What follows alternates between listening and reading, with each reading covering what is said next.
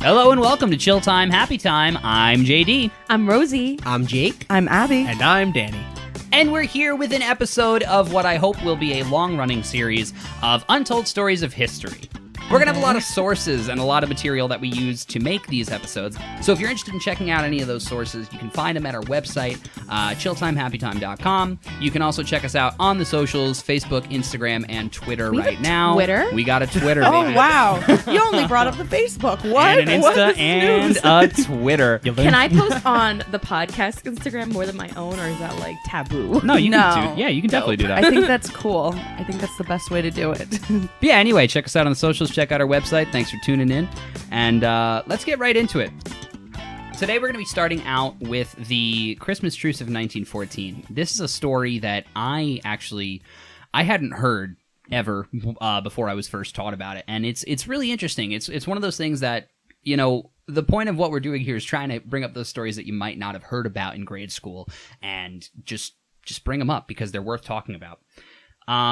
So to give a little backstory on what led to the Christmas truce and why this is such an important point in World War I. So during the late 19th and the early 20th centuries, the Industrial Revolution was in full swing all around the world and was creating a lot more than new factories and metal pipes. European and American factories alike were hard at work building massive quantities of new munitions everywhere. What's new musicians? Like new weapons, new new weapons, new types I'm of... sorry, Abby, are you drinking? Or? Only coffee, scarily. What's in that Contigo? Not a sponsor. But munitions are, Weapons, arsenal, right. types of machinery that kill people. Oh, ooh. The good stuff. Yeah, so that was popping up all over the world, and the world at this time was really engaging in one of the first big arms races of the world's history, up to recorded history anyway. So this arms race in the late 19th century, leading up to 1914, wasn't only producing weapons in terms of massive quantity, but in quality as well. The various arsenals that the world's leading superpowers were fervently putting together carried devastating destructive capacity, more than had ever really been fathomed humanly possible.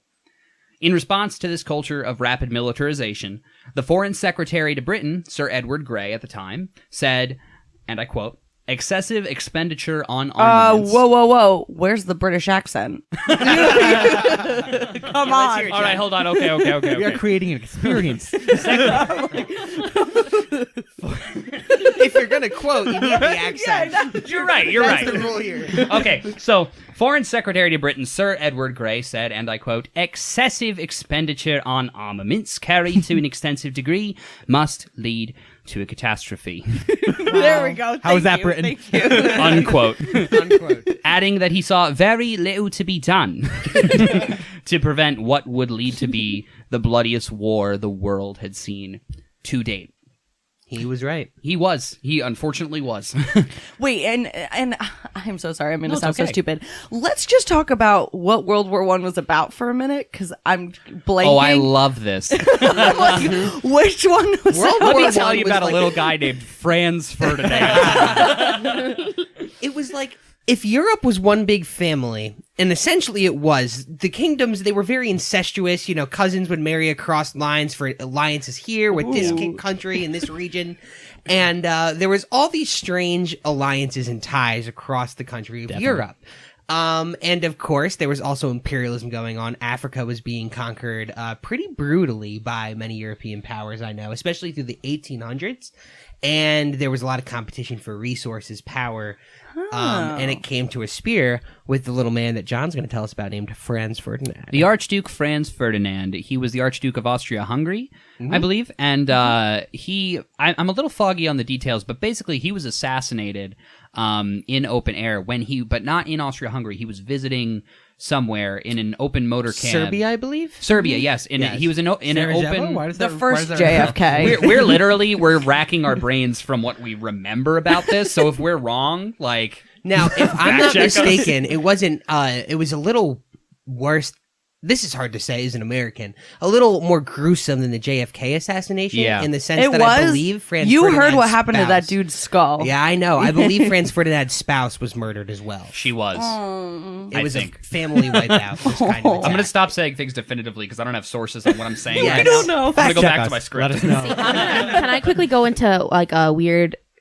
Speaking of conspiracies, my college history professor told me that the P. whole Professor P that the entire reason World War I started was because Austria-Hungary did not have access to warm water. That was the main resource that they wanted at the time, whereas Serbia, being very close to the Mediterranean Sea, did have access to warm water. So whoever, I can't tell you who was in charge of Austria-Hungary at that time, he didn't give a shit about his nephew. He was like, man, he got shot. But you know what?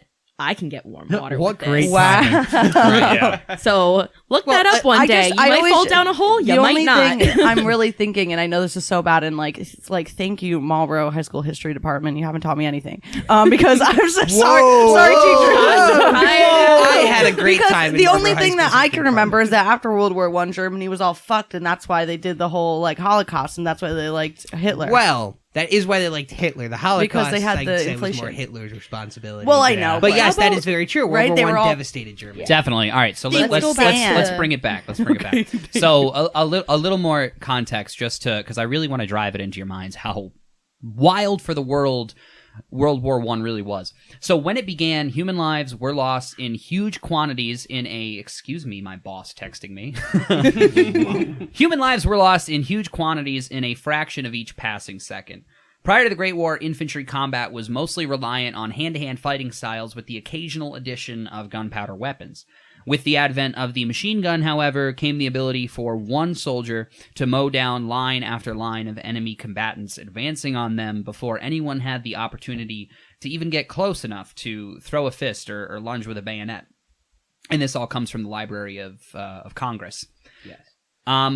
Newspapers of the era showed that the general consensus toward these technological advancements on the battlefield was abject horror. After Germany first employed poison gas in Belgium in 1915, a London newswire to the New York Times gave a rundown of the attack, relaying that I guess it's a London newswire. Do I have to do the accent again? Yes, yes. Are you kidding me? Why would you even ask? A London newswire to the New York Times gave a rundown of the attack, relaying that, quote, it was...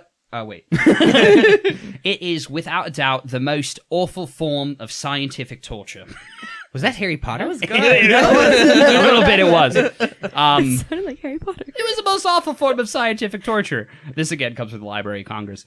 These examples are but the tip of the iceberg in what was a mass of new technologies making warfare exponentially more violent and efficient than it had ever been in the history of humankind. And if I may, in America too, there was a dark experience with industrialized military craft, especially from the Civil War, and just the poetry and the writings of Walt Whitman really do lay that out. He was a medical doctor at the time. He saw these people coming in with gruesome injuries, dying of infections because the medical technology had not caught up to the military technology, and World War I was like 10 times worse. Yeah. With the chemical warfare and everything else that was involved, it just got worse from there. So Americans were probably very fearful of this type of conflict as well. Right, I definitely. mean, and just generally, most of the technology used in World War One, mustard gas, etc., is banned today, and banned for good reason. For good reason, yes. Yeah. So why are we telling you all of these horrible things? This is a podcast about chill vibes and happy times where we're trying to bring you some good cheer and some happy smiles. In the midst of all this blood and violence came a day that you probably weren't taught about in grade school. And it's what we are here to present to you today, and that is the Christmas truce of 1914. Christmas. And that is literally that's the vibe. On December 7th, 1914, Pope Benedict XV suggested a temporary hiatus of the war for the celebration of Christmas. The warring countries refused to create any official ceasefire, but on Christmas, the soldiers in the trenches on the Western Front declared their own unofficial truce. Starting on Christmas Eve, many German and British troops fighting in World War I sang Christmas carols to each other across the lines, and at certain points, the Allied soldiers even reported hearing brass bands joining the Germans in their joyous singing.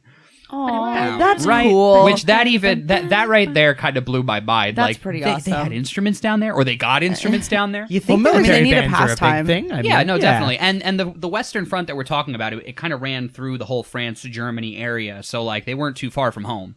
Definitely. You know? think there were some like ahead of their time hippie soldiers back in the day who were like, you know what? You ever realize during a ceasefire like this that this war is just all fabricated, man? Definitely. Oh, I'm sure. I could can't do- even imagine the 26th, how that conversation went. All right, boys, get your guns up. Come Yeah. on. Right. Like, But, what? but it's the day after Christmas. We just sang together. We could do a whole like 10 episode series on the literature that came out of those trenches, because there Yes, are sir. some poets that you wouldn't even believe who just wrote about the horror of this war, because this was a time, the draft, did the draft go into a place? I believe it did. I believe Was World the draft War I, we had a around draft. for World War One? I believe. Anyway, so. everybody was fucking there. Right. There was a lot of people there, and there were people roll that up. didn't belong there. Literally, roll up. But yeah, it was a crazy time for everybody. So the first light of dawn on Christmas Day, some German soldiers emerged from their trenches and approached the Allied lines across what was called No Man's Land, which was the area between the trenches on the Western Front where a lot of the death occurred, calling out Merry Christmas in their enemies' native tongues. At first, the Allied soldiers feared it was a trick, but seeing that the Germans were unarmed, they climbed out of their trenches and shook hands with the enemy soldiers. Merry Christmas. Merry Christmas. Feliz Navidad. No, Spanish there. No, How do you say Merry Christmas in German? Oh man. wait. No, that was Gesundheit. the Germans. No. Wasn't the Germans going to say Merry Christmas to the English soldiers? So That's what weren't I they said, just didn't I? saying Merry Christmas? No, they were saying Happy Yes. Christmas. Happy No, you're Christmas. right. Happy You're right. You're Christmas. right. Yes. God. They're just all like snickering at him like fucking idiots. It's Merry Christmas. Yeah, so they came out and they shook hands with the enemy soldiers. The men exchanged presents of cigarettes and plum puddings and sang carols and songs. Some Germans were even reported to have lit Christmas trees around their trenches. They did them. Just That's lighting what I'm the trees talking on about. fire. That's how it sounded to me too. Right? Yeah, I mean, I that may How have is that been. peaceful? It's all about interpretation. That may have been what it was. There was even a documented case of soldiers from opposing sides playing a good-natured game of soccer, which they would have called football. Football. Oh, wow. This was written by an American. German Lieutenant Kurt Zemisch recalled, and I quote, oh, I can't do a German accent, Oh, guys. I can. You can? There's Okay, horses read off. this. Where is it? How marvelous. Get to it. Oh, it was good. No, embarrassed. Insert German accent such a here. good start. How marvelously General, wonderful. I'm Yet sorry. how strange it was. Lieutenant Kurt Zemisch recalled, quote, how marvelously wonderful yet how strange it was. The English officers felt the same way about it. Thus, Christmas, the celebration of love, managed to bring mortal enemies together as friends for a time. Unquote. Remove German accent. Well, I think it shows something about, it's not in the human nature to want to kill each other, Definitely. Individuals, Even when in one wartime. individual looks at another, right? It's not in human nature to pick up a gun and want to kill them. And, we've done it so many times. Yeah. But, that's what happens when, we have governments that, associate and we disagree on things and resources are scarce. I mean, it goes into political theory, but when it comes down to it, people don't want to kill each other. They really don't. Yeah. It's just a part of how we've evolved. We have moved away from that, instinct to want to take a life. We really haven't. I think it's going to change how, war is fought, I guess. And if we do ever have any more wars, I think it's going to change the way it's fought. And there in the are future. many fascinating stories actually about Vietnam vets, not just from America, but from South Vietnam at the time and people that fought for the Viet Cong and for North Vietnam. Actually meeting people from across the lines after the fact, a couple years later. And it's even been, in some cases, it's had the effect upon people to temper and even maybe, I don't want to say cure, but PTSD. PTSD symptoms are absolutely alleviated from those experiences. It's just, Which I they heard called that shell there's shock actually a at good the amount time. of programs Yeah. that they have for that. That's a big thing now. so it's interesting to see that human nature come through, especially in this story. Definitely. In a time of war, especially one of the most gruesome wars that's ever been fought on Yeah. this earth. Yeah, big time. And I forget his name off the top of my head, but there was a soldier in this war. I don't remember the side he was on. I want to say he was British, but I'm not entirely sure. He wrote a letter towards the end of the war because, like you were saying, it's not in our nature. This war also was being fought on terms that a lot of the soldiers didn't care for, as is the case with many wars. You know, you're fighting a wealthy man's game. You know, it's the generals sent all these soldiers out, and they don't care what the general's problems are with each other. They're just men trying to survive. Nowadays, men and women, there were not a lot of women serving on the front lines in that time. Well, serving on the front lines in different ways, right? They were nurses. Right, yeah. they I'm were sorry, I didn't mean to just totally discredit women in the Woo, war. women. No. Maybe that could be another untold story. Isn't March Definitely. like Women's Month or whatever, right? February is think Black February History was. Month. No, February is Black History. Wait, Right, you know right. what? March, it I'm actually pretty sure. it is March because I remember that this daylight savings, the 23rd the was the shortest- shortest day because it was daylight savings, and of course, women get the shortest day of the year. Oh, yes. They They get 23 hours, not 24. But anyway, there was a famous letter from this soldier whose name I am blanking on. But anyway, he became a famous. Actually, it made an author out of him because of it.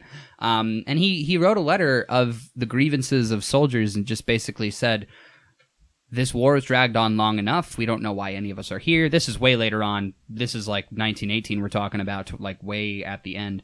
And basically, pretty much just said, "We quit. We're gonna quit." You know.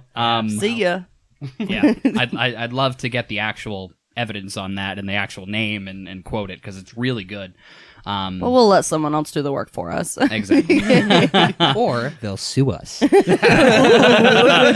they I love hope- to sue. I hope it's the former option.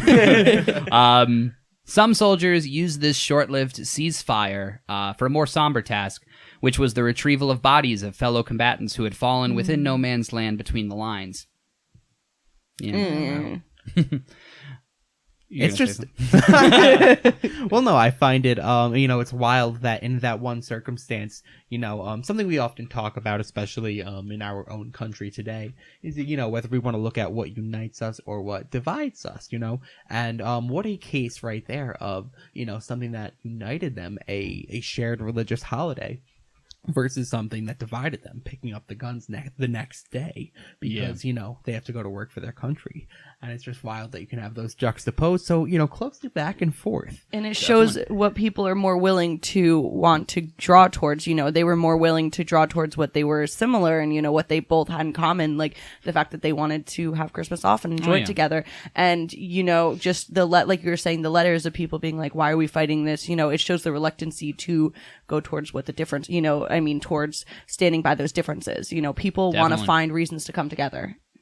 Because this war, this whole truce, the whole idea of it, if any of these guys, Christmas is a very holy time, but if any of these soldiers at any point decided like, oh, this is a great chance to light up some Germans, they could have done it, But they didn't. but they didn't, right? They had this truce. Incredible social experiment, almost. Yeah, To see that Definitely, play out right? that way. an experiment involving all the world's militaries. Yeah. Fun. I'd love to read Best the funded operational experiment. definition on that one. So the so-called Christmas truce of 1914 came only 5 months after the initial outbreak of war in Europe. It was very early in the war.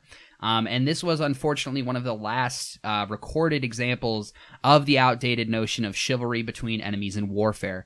It was never repeated as far as we know. Future attempts at holiday ceasefires were quashed by officers' threats of disciplinary action, but it served as heartening proof. Yeah, exactly. Boo. Yeah. Should have done it every Christmas Yeah, the what whole the war. heck? But it served as heartening proof, like we've been talking about, however brief, that beneath this brutal clash of weapons, the soldiers' essential humanity endured. They were still people under there.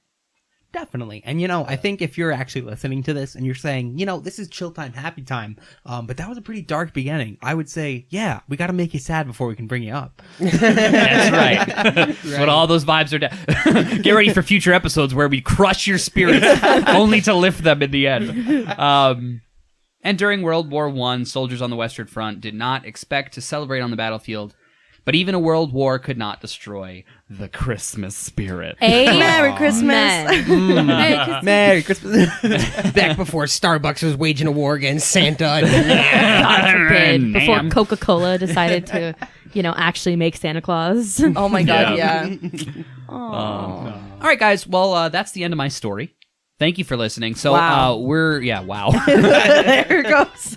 It took us about 20 minutes. I was going to say like 15, 20 minutes. So we're going to head into a break. We're all going to go take a little pee break. When we come back, Jake is going to talk to us about metal detectors. Oh, yes. To And prepare trust me, you. it's sexier than you think. We'll be right back. Play with some coins while you wait.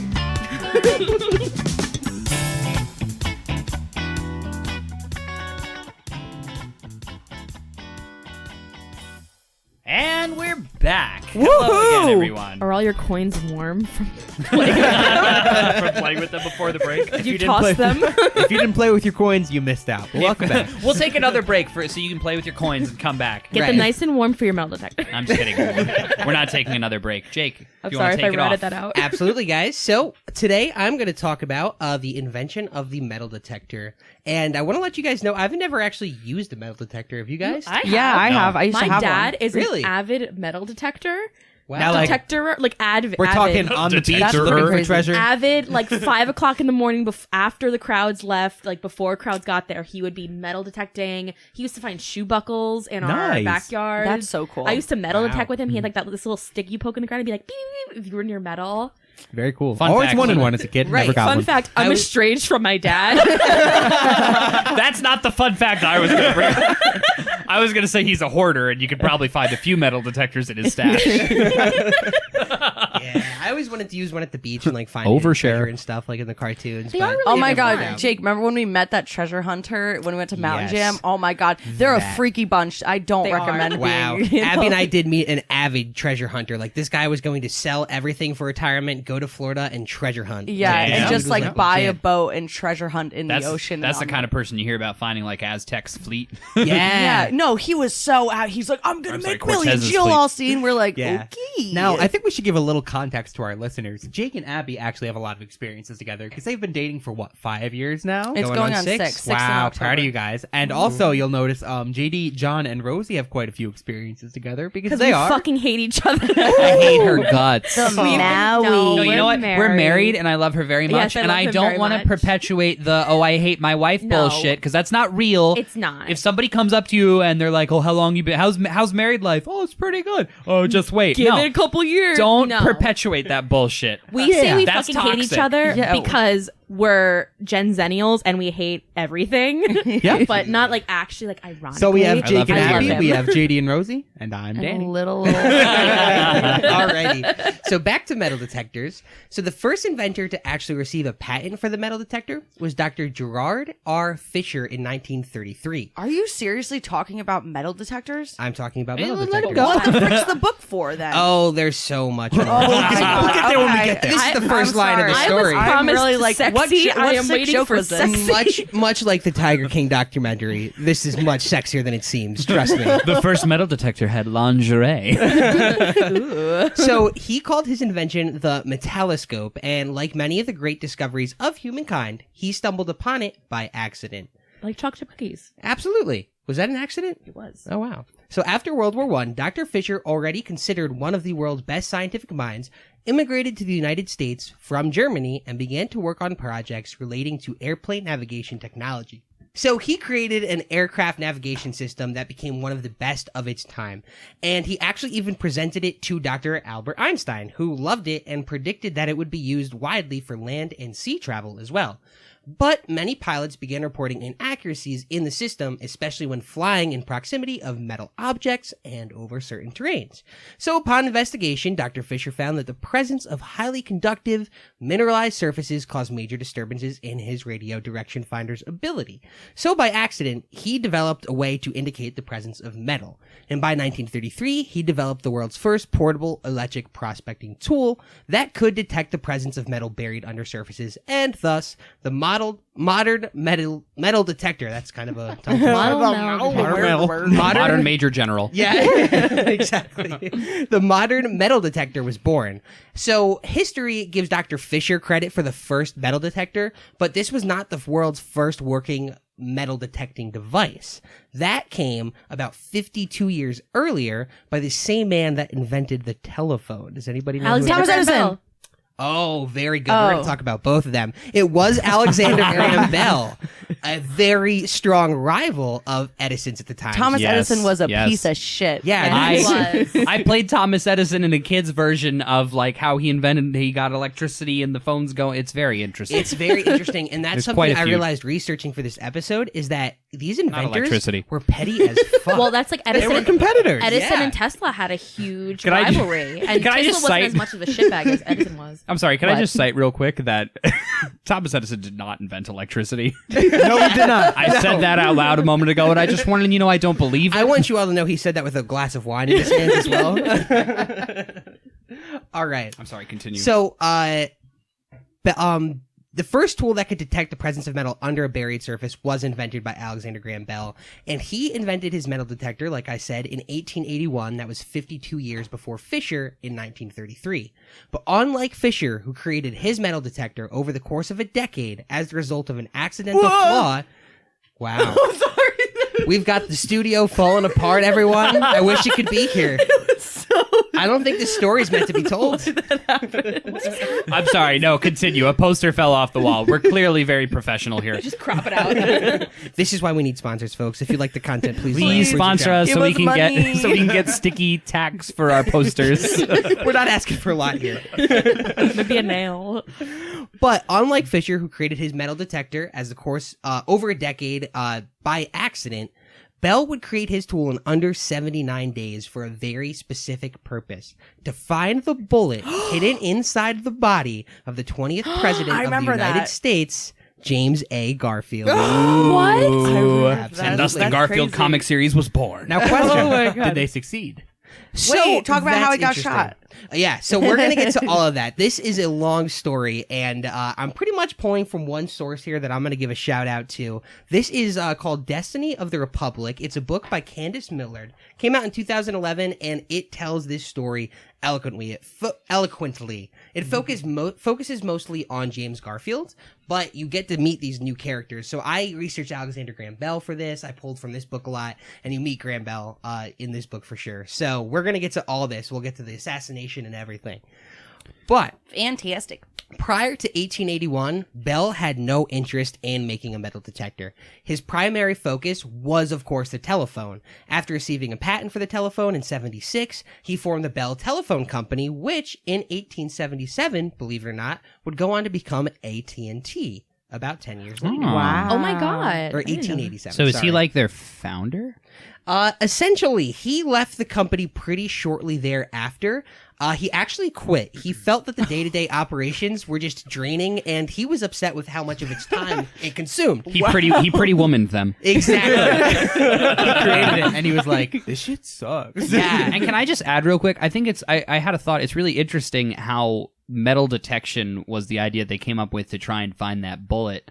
You know, it's just such a foreign concept today. Like, you know, you could get an X-ray or something, but like to them at the time, like seeing through the human body through use of like imaging technology, that is so in the future. Yeah, like and- Jetsons yeah. does not but exist. you know what the crazy thing is? X-ray technology came out about 15 years after all this happened. So if this happened only 15 years later, So it was in the works. it was in the works for sure. But Graham Bell definitely got the metal detector and got this whole kind of idea of technical science going at the time when he wanted to help out. So like I was saying, he didn't like working at the telephone company. He wanted to be in his laboratory working on experiments.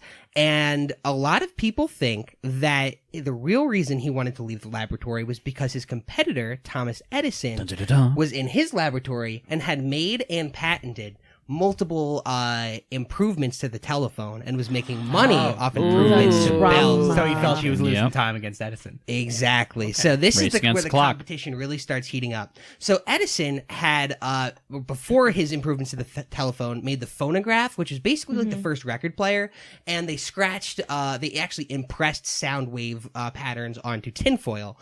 So Alexander Graham Bell was like, that's a terrible Sounds way to do it. I tinny. can do it better. Exactly. It sounded terribly tinny. So Hopefully not like this podcast. if you guys have a problem with the sound, John is our sound engineer. Just send Give him a Chris' way. We love you, John. I do my a lot best. of work for us. You can call me JD. It's okay. Yes, Gene. Yeah. I know that's more comfortable for you. Yeah, he's my brother. Yeah. I go by JD here in the podcast room.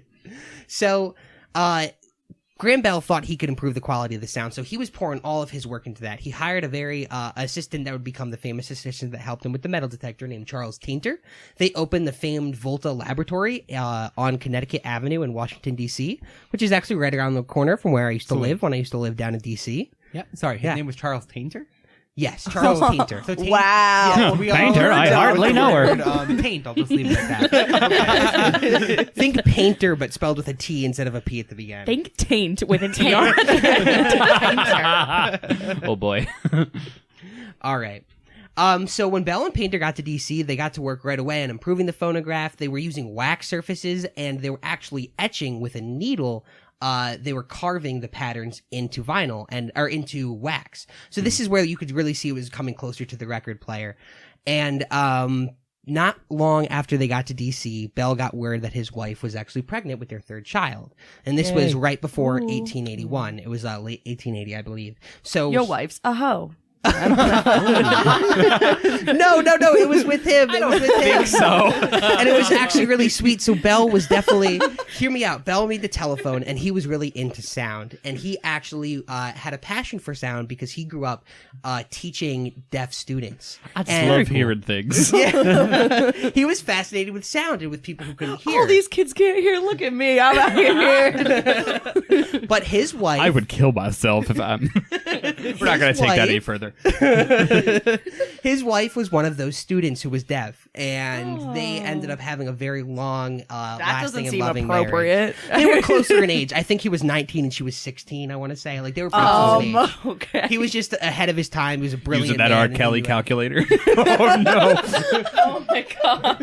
Whoa! We do not endorse the R. Kelly age calculator on this show. No, we do not. don't. No, we we make fun of it because it's ridiculous. Wait, so what did he do now that his wife was pregnant? Did he just was he like peace out sounds? He was.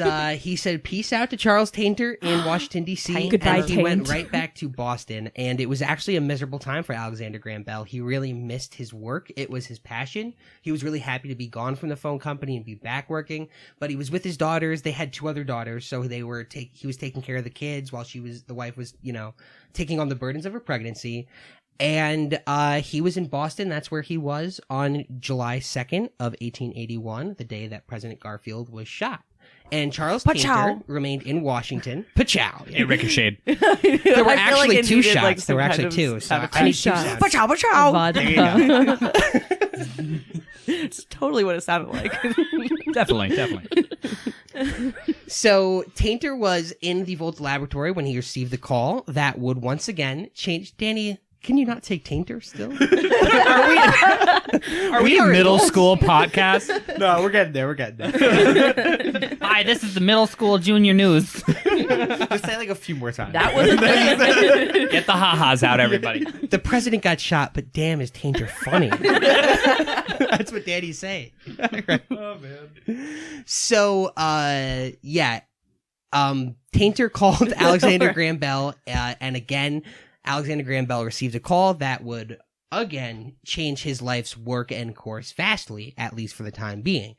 They got word that it was at Baltimore Potomac Station that the president had been shot twice, and that one bullet was still lodged in the president's body. Who shot him? So, a man that shot him, his name was... No, it was not Eric Bob Clapton. Marley. So, Charles Guiteau was the man who shot him, and Charles Guiteau was a deranged, ego-obsessed man who had just an insatiable hunger for fame. That was really his story, and he had a very... we could do a whole podcast episode about his story. He was actually on a commune in Oneida, New York for a while, upstate. Yeah, Oh, Oneida. that's amazing. Oneida, It's yeah. a real place. And then he at one time got really into theology and actually wrote a companion book to the Bible to tell people to really believe in the Bible and to Wow. really think. You know, that Sounds just made a me little think like of... a Joseph Smith. I was going to say, you remember that episode rushes out of the office when Andy's like, I actually wrote my own companion piece to the Vagina Monologues, the penis apologies. Right. It takes that sense of deranged egotism, right, to like write such a piece.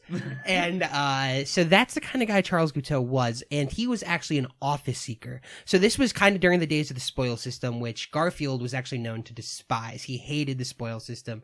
So all these people who had done favors, and I think Guiteau did a little bit of campaign work in like a regional office for the campaign or something. All he did was like pass out flyers, and he's like, "What?" Actually, I think so. And he really wanted to stump for him and do some speeches. And after hearing the speeches, I don't think it went through because this man was deranged. He wasn't right. You know, people could tell that. So Guiteau was kind of laughed off, but he started, like all these other office seekers, showing up to Washington, D.C. constantly and trying to get a meeting with the president. So President Garfield, remember, the president back then was inaugurated in March. So by July 2nd, he'd only been in office in about 4 months. And during that whole time, he was taking meetings with these office seekers, people who were looking for jobs and whatnot. And Charles Guiteau was trying to get a meeting. He ended up getting a meeting with the chief of staff, who was very close to Garfield. And the chief of staff was like, yeah, this guy cannot be the consul to serve in the consulate to Paris, which is what Guiteau wanted to do. So he sent Guiteau off, and Guiteau resorted to stalking Garfield, because this was back in the day. You know what they should have done? They should have gave him like a little fake job. Like, yeah, sure, you know, you can be the flower representative for the White House. You just have to look at Emperor flowers. of Great, buddy. Bouche Charles, very the president takes his flowers very seriously. We need our top man on this job. You gotta fluff those daisies, man. Come on, like just give him a fake. Yeah, make up a fake country or something Yeah, for him exactly. to take charge And he of. wants the comes in. garden in Oklahoma? Of course, yes. He comes in and he starts spouting off some crazy shit. They're like, Charles the Daisies. So That was their fault, honestly. you got to remember, Crisis this was averted. a time when the president and his chief of staff would walk the streets of D.C. at night and talk about the policy gripes of the day. And people would come up to them and shake their hand and talk to them. A couple years before this, actually, President Grant was arrested for drunk driving his carriage and speeding through D.C. Sounds about accurate. I hate that we don't live in a time like that anymore. Not the drunk driving part, but like the part where, you know, presidents and officials could just safely walk the streets and greet people. Well, how Yeah, there's safe was other it when Charles countries- Guiteau was walking behind you? yeah, true. Oh, That's creepy. Dun-dun-dun. Because Charles Guiteau stalked President Garfield for multiple months and actually had a revolver multiple times behind him and decided not to shoot. He kind of chickened out. just picturing to do him it. so close behind him with the revolver, literally just like.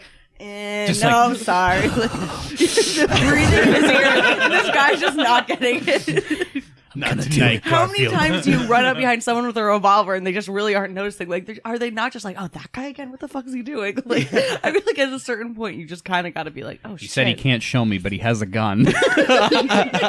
Another Office reference for our fans out there who watch The Office. Danny didn't get it. Nope, Danny's never watched The Office. It's You an know what? We're abomination. gonna make Daniel watch every episode at least 2 or 3 times, and he's gonna be there with us. I Oh, watched yeah. Scott's Tots yesterday. which Oh, was quite he an episode. forced That's us right. to watch it. It was horrible. It was so And painful. I just had to lay there and while it happened to me. What does Angela say that to? Wait.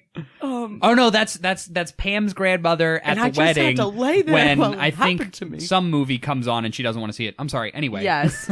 All right, so you got to understand too. Back to this theology thing with Charles Guiteau believing he was like, you know, speaking to God and had this kind of very moral high ground when it came to theology. He believed he was actually on a divine mission at this point to kill President Garfield. He believed it was his mission to end the slime that could be President Garfield, because he had just felt so wronged and hurt by this that I think this is the only way he could really internalize it and understand it. Egomaniac. Right. He really wanted to be famous for this, and he believed truly that everybody would support him after he killed the president. In fact, on the day of the assassination, July 2nd, to Baltimore Potomac Station, in his pocket, he carried a letter to the famous general, not a great general, we can get into that later, but William T. Sherman. He carried a letter to William T. Sherman that said, I've done the deed that God wanted me to do, something along these lines. I'm definitely paraphrasing. I encourage you to, or he basically directed the general to come take by force control of the prison and free him so that he could then go out and preach this message and teach the new ways. Well, that's to interesting people. because the person who killed Lee Harvey Oswald also like felt the same way that everyone would be what's his thanking name? him. Jack Ruby? Yeah. He was like, you guys all know me. What are you doing? Like he was He was so surprised that he was getting arrested and was going to be charged for this crime. He thought that everyone would thank him, and it's just interesting. I mean, like killing Lee Harvey Oswald was obviously different than killing like the It president robbed us because. of answers. But I it mean, it's one of the did. largest conspiracy theory points in the world. Because Yeah. Jack Killers- Ruby killing him robbed us of those answers. Killers Yeah. have the coolest names, man. Like when you have a baby and you name it Lee Harvey Oswald, like you're making a killer out of that kid. Or at least Mark Well, David God. Chapman. Jacket. Mark David Chapman. Yeah, John yeah. Wayne Gacy. Well, that's a different story. Who Dude, killed? didn't he, like, eat who killed children? Lennon? Who Oh. killed John Lennon? Mark David Mark David Chapman. Chapman. Mark David Chapman. Yeah, he was kind of the similar theology to that, where he read The Catcher in the Rye and believed Yep. there was a mission for him. Yes, absolutely. You know? Although I got to say, there's many incredible interviews with Mark David Chapman because although he's in a Supermax facility for the rest of his life, he has come to terms with what he's done, and he's actually had a realization of how mentally ill he was, and he talks with such clarity about why he was deranged and how he feels terrible about it now. So you can get some real insight into that crime if you're really into true crime. That also Encourage you to sounds check like out some something that a interviews. deranged person would say to get off a little bit sooner and then go out and be more deranged. I'm So- just waiting to pizza get out. today. I know we've talked about how we don't want to be too much of a true crime podcast, but how But we fun would love like it. an episode like that be? Oh, true so- crime's just great to talk about. Oh, yeah. Love it. Here, Sorry, this is go the ahead. crime of killing the president. It's so exhilarating to talk about. And this actually encapsulated the nation because although he was only in office for 4 months, James Garfield was like an incredible man by all accounts. He Yeah. really was. Wasn't he the president that he didn't really even want to be, but they all nominated him because Yes. they're just like, we love you. So James Garfield was elected to the Senate in 1880, and later that same year, he was supposed to give the nominating speech at the Republican convention, back when the Republicans were like abolitionists and cared about like the rights of freed slaves. It's and when stuff. it was like swapped. Like the Democrats were like the racist ones. Right, and the, right. You know. Not in our context of politics today. Anyway, he went to give the speech, and at the end of the speech, Garfield was like, "And who do we want for president?" And everyone was supposed to say the other contender's name, and somebody in the back, story goes, yelled, "We want James Garfield," and the floor erupted, and in like 32 runoff votes, James Garfield was reluctantly nominated to be the Republican Party's candidate for president. Wow. Imagine being James Reluctantly- Garfield in that room, and he hears his name from one person back, and he's like, "Motherfucker!" Essentially, because Garfield was looked at as like a philosopher king type. He was really like mellow. He liked to go on his farm with his wife Lucretia and just like experiment with like what made crops grow better. He was like in love with Ohio, and he was actually a man of education. I got to read you a little excerpt from the book about his education because it was just phenomenal. And he was also a war hero, but here's the excerpt from the book. And this was an American story, an American writer, so no accent, Abby, I'm sorry. So born into abject poverty, James Garfield paid for his first year of college by working as the school's carpenter and janitor. But so extraordinary was his academic achievement that by his second year, he was promoted to assistant professor of literature and ancient languages. Just before his wedding to Lucretia Rudolph, who was a student of his that he wooed by talking Greek to, and teaching her Greek. By just She before was his wedding. 16. No, Oh she my was a college God. student. All right, Kelly, calculator. She was a college student, and he was 26. And at that age, he was made the school's president. Oh, wow. Whoa, This man was youngest just a VP in the leader. company's history. Yeah, exactly. And actually, right after that, he got a seat in the Ohio State Senate, and then joined the Union to fight in the Civil War. He was an outspoken abolitionist his whole life, especially in the state Senate. He fought in the Civil War, and he was actually a war hero who was, touted for his skills as a tactical leader in battle. And he was a brigadier general, and it actually kind of messed him up. He had a lot of guilt in his life. It was told, at least in this book, about how he watched a lot of young men die that he directed, and it took something out of him that just never kind of went back. And that's something that he wrote pretty in depth about. So there's a lot of, a historian like Candace Millard can pull it up and really, look into that experience. So that's another part of Garfield's experience. He's a very complex character. But anyway, Guteau, Shot him. chased him down, kapow, and chased him down, shot him, and this encapsulated the nation. He shot him twice. One bullet went right through his right arm. Wait, sorry. You Yeah. said chased him down. So set the scene. Okay, yeah. Yeah. The scene What was he wearing? So Garfield's wife was in New Jersey vacationing because she was actually ill, and it was the belief that the ocean air was better for her, and she was recovering. In New Jersey? In South Jersey. They were at the Jersey Shore. Oh man. And, Ooh, the lineage. Right. So, but from Washington, that's a Yeah. vacation spot at the time, considering. So Garfield was getting on a train. They, just hopped on normal trains to go meet his wife, and they had a transfer at Baltimore Station or Baltimore Potomac Station, I believe. And it was here that Guteau came up behind him. He ran inside the building. He saw him because he heard that he was arriving, and he fired 2 shots into his back. One went right through the back of his right arm and exited. The other went into his body. It ricocheted a couple times within. Luckily missed every major artery and got lodged behind his pancreas. And another thing I have to read from the book, because this is going to be very important in a minute, is you got to know that this shot, although Guteau was tried and eventually hung for the murder of President Garfield, this shot did not kill President Garfield. It was the antiquated medical practices that would kill Garfield slowly over a couple months. So it would have been better if they just left the bullet in. Absolutely. This excerpt from this book says, even had Garfield simply been left alone, he almost certainly would have survived. Lodged as it was in the fatty tissue below and behind his pancreas, the bullet itself was no continuing danger to the president. Nature did all she could to restore him to health, a surgeon would write just a few years later. Excuse me. She caused a capsule of thick, strong, fibrous tissue to be formed around the bullet, completely walling it off from the rest of the body and rendering it completely harmless. Wow. Wow. Yeah. So he would have been fine. And this is actually an incredible thing.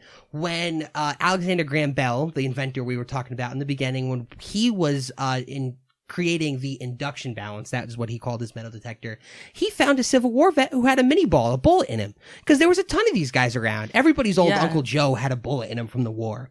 So they found these guys, they tested the metal detector on this one guy. They were like, yeah, it works. He was like, they said, do you have a bullet in you? He was like, yeah. He was like, don't tell me where. They ran the metal detector over him, and they found it, and he was like, yeah, that's where it is. Well, how would he even know? I mean, I just think about it, like, bullets just, like, move everywhere in your body. Like, isn't that, like, the point of it? Right, so how I do they believe know? it's my understanding that once you get a bullet in your body, sometimes I think people can even feel it a little bit and understand where it is. Maybe they have pain caused by it. Bullets in that time, the capacity of the gunpowder weapons that we're talking about of this time period, did move around the body a little bit, but not nearly as much as they do today. The firepower that comes out of guns nowadays, bullets can bounce around and it like, theoretically speaking, a bullet could enter your chest and exit your leg, nowadays. It blows my mind because I don't understand how it doesn't just go straight through. Like, I don't understand how your body, like, holds the bullet in to, like, let it ping pong around. I just don't get that. It's kind of like, it's kind of looking at Isaac Newton's laws of motion. An object in motion will stay in motion until acted upon by another force.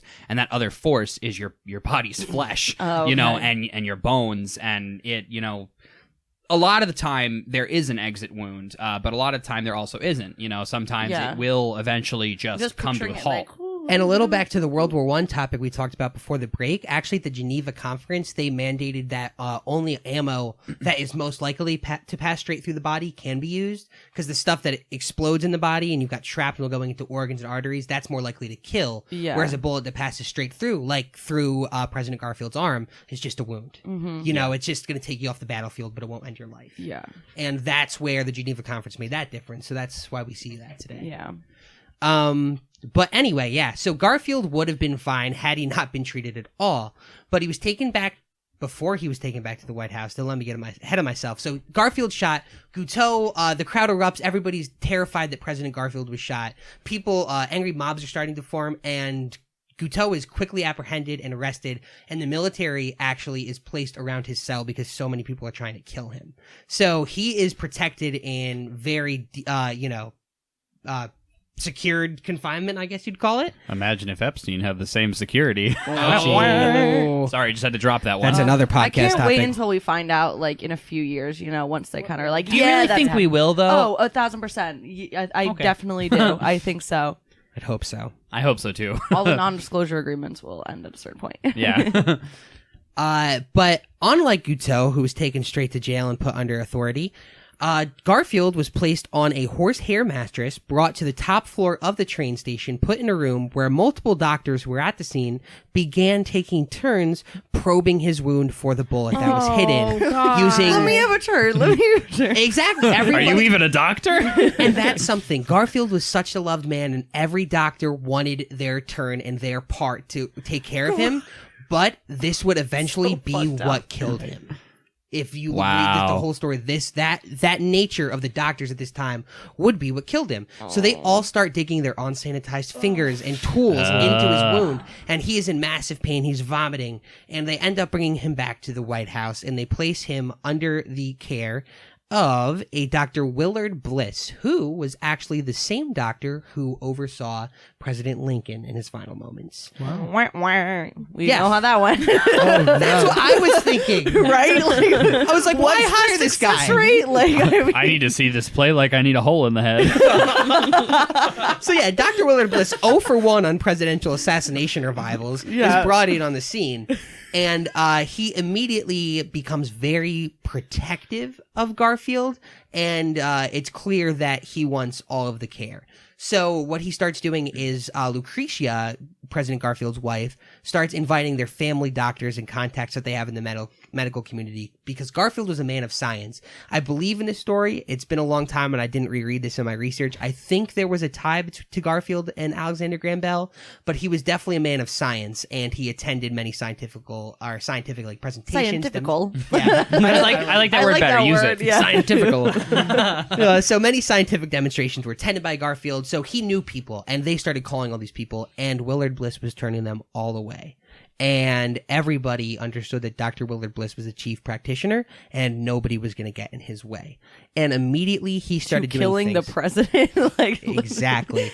And he was so close-minded that even the little things were just totally being ignored. For example, President Garfield had a weird eating disorder where it was something with his stomach. It was almost like intense irritable bowel syndrome, where he couldn't have very decadent meals. He often just ate meat, potatoes, vegetables, very plain meals, no sauces, because it would upset his stomach. He was a very plain which kind sounds of guy. like lactose intolerance. Like, Or you know like what I it mean? sounds like he had acid reflux. Yeah. But Dr. Willard Bliss thought it would be appropriate for him to have the most decadent of courses, including cakes and 5-star No. meals. And he was laid up and very wounded still, and very infected and fevered, and was forced to eat these things and often vomit up, and he wasn't getting the proper nutrition he needed, and his condition slowly just began deteriorating Oh man. as his infection worsened. That's awful.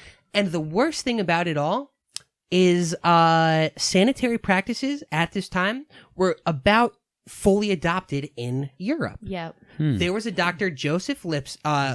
Sorry, I have the name here. Let me get it right. Dr. Lip shit. But that's actually the doctor's name in Rugrats. Dr. Lipshits. So not Dr. Lipschitz, but Dr. Joseph Lister actually created antiseptic practices. And the craziest thing about this whole story, this is something What else a I hero. learned in the Wait, book. wasn't it actually invented by a woman and he took credit for it? That could very well be the case. I know Yeah. that's the case with DNA analysis. Wasn't too, that and, Florence the genome. Nightingale that did that? Rosie, I think that is that's yours for the next segment. Absolutely. Of Untold. Yeah. There we Time. go.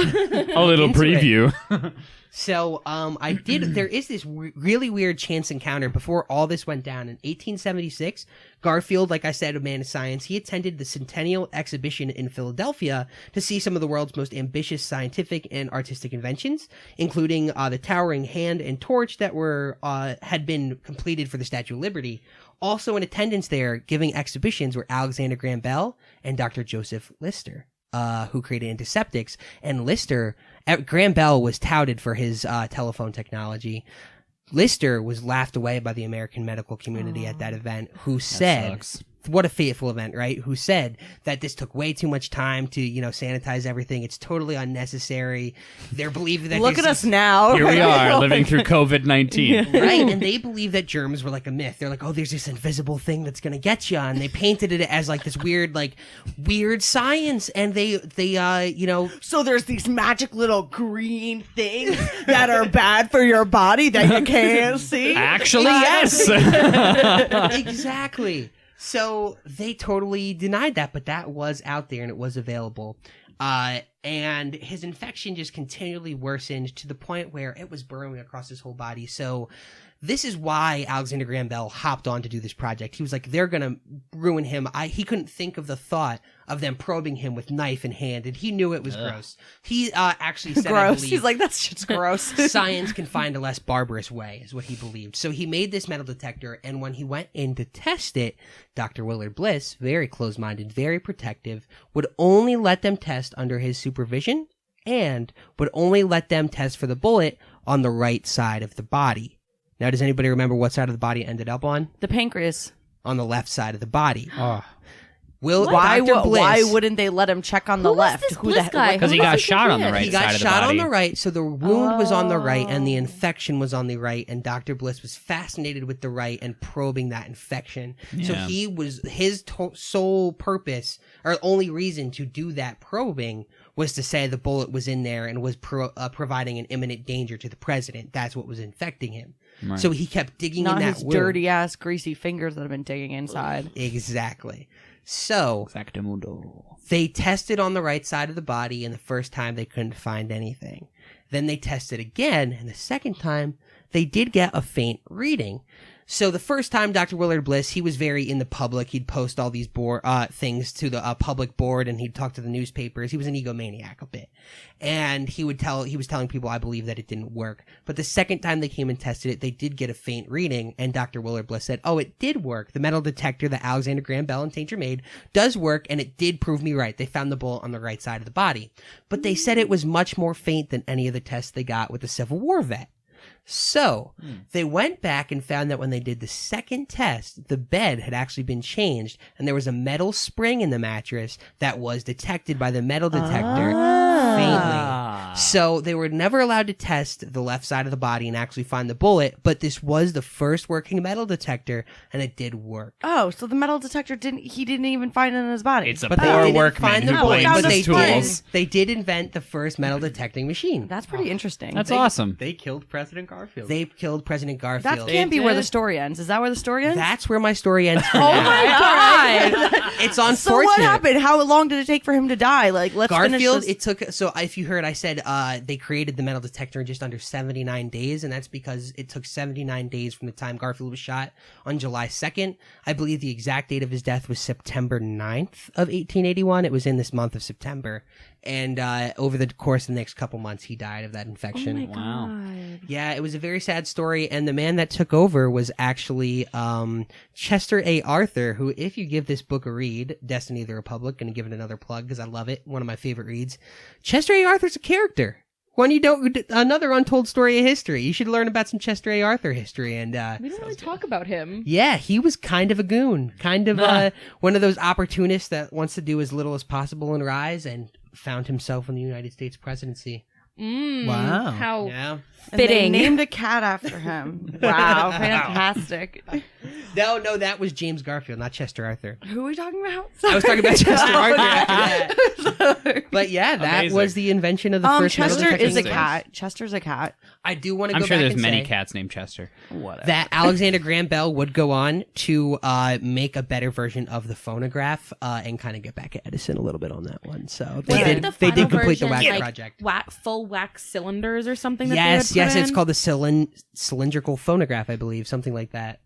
What's that thing where you like Now we got records. you Now move we got a your reference. hand around it and it goes wow wow. Oh, and that's you- a theremin. Yeah. The you- little and you play it the with sound. Yeah, exactly. Yeah. Whoa. And just use your hands and It's a like, cool little instrument. You all should look it up. Yeah. Old All right. technology, sweet. So I think we've reached the end of our episode here. Yeah, I'm done really learning. really excellent job. Thank you for joining us today and checking out all the stories and I hope you learned a little something interesting about the Christmas truce and about the the metal detector and what those poor bastards did. The poor bastard was Garfield. Was yeah. Garfield. Yeah. Those doctors were. I mean, to be fair, they didn't really know germs and stuff existed, but And please add, if you like heard something, or if you're like, oh, that's like not right, or if you're like, Right. oh, wait, Yeah, like, yeah. I that's do in wanna the point ad, we that out. definitely let did us some know. speculating. We did some research. I did some speculating. I got off notes a little bit. I read this book 3 years ago. Just went back this week and used the index to look up some parts. Let's so not be real. Today you went back. yeah, yeah. like 4 hours ago. So So I love did the same history, thing but this I would morning. also love to be accurate. If I did get anything wrong, I've got no pride about it. Please just reach out. Yeah. Let us Don't know. Yeah, trust same, everything same. you hear online. Yeah. Also, And it'd be great like, to know we reach have out to listeners. us. Like, we're really excited. Like, we know it's like you, mom, and dad, and we'd like to hear your support. So You can tell be our us. first follower. Yeah. If you check us out on our Instagram, our Facebook, our Twitter, or pop on over to our website where you'll be able soon to see YouTube versions of our videos. It might just be the logo. It might be actual. You might see pictures of our face. If you want to learn a little more about us, you can also check out our website and click the Learn More button down on the About Us section, and you'll find a little bit about us. I'd also encourage you to hit the Learn Less button. Because you will learn less and you'll smile while you're doing it. Thanks for tuning in again. I'm JD, I'm Rosie. I'm Jake. I'm Abby. And I'm Danny. and we're out of here. Join us next time. Love you. Bye. Play with some coins. Wash your damn yeah, hands. Wash your damn hands. Everybody wash your damn hands. Especially if you touch coins. God. Yeah, What's wrong with right? you people? Nasty. Ba-da-ba-ba-da-ba-ba.